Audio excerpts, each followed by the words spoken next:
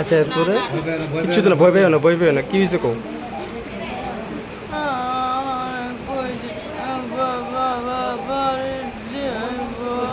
হ্যাঁ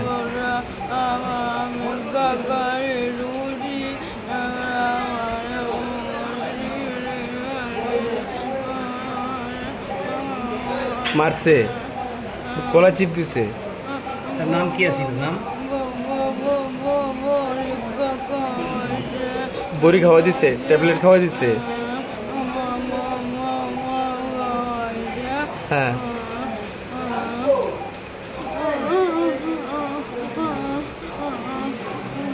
এরপরে 4 জন। আচ্ছা র্যাপ করছে, কজন তারা আসলো? 4 জন। নাম জানোনি তারা? কি নাম তারা? একজনের নাম কি আছিল? একজন নাম জানো? হ্যাঁ গৌতম। গৌতম কি টাইটেল জানো?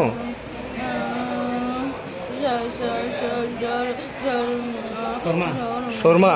কোন জায়গা বাড়ি জানো না? কলেজে পড়ে তোমাদের সঙ্গে? তুমি কেমনি চিনো গৌতমকে?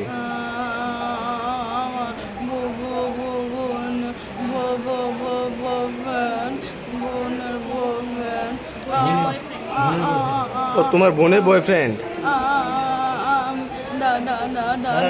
তুমি দাদা ডাকো? আচ্ছা বোন আসেনি এখানে? আসেনি? বোনের কাছে ছবি টবি তো আছে নাকি? বোন কোথায় আছে এখন? বোন কোথায় এখন? বাড়িতে আছে। বোন আইছে না? তোমার বাড়ি কোন জায়গায়?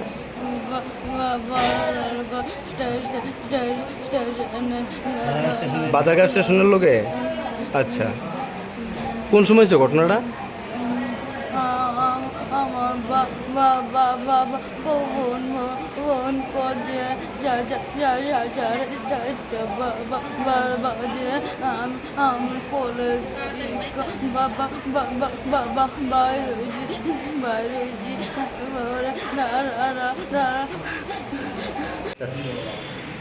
আজ বিকাল 3টা নাগাদ আমাদের কাছে একটা ইনফরমেশন আসে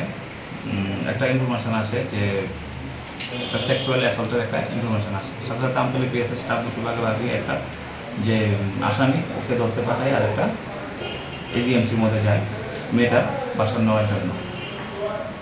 সাথে সাথে আমরা ছেলেটাকে আমরা রিটেন করেছি ওর বাড়ির কাছ থেকে। তার নাম গৌতম শর্মা। তাকে আমরা রিটেন করেছি, তাকে জিজ্ঞাসাবাদ চলছে।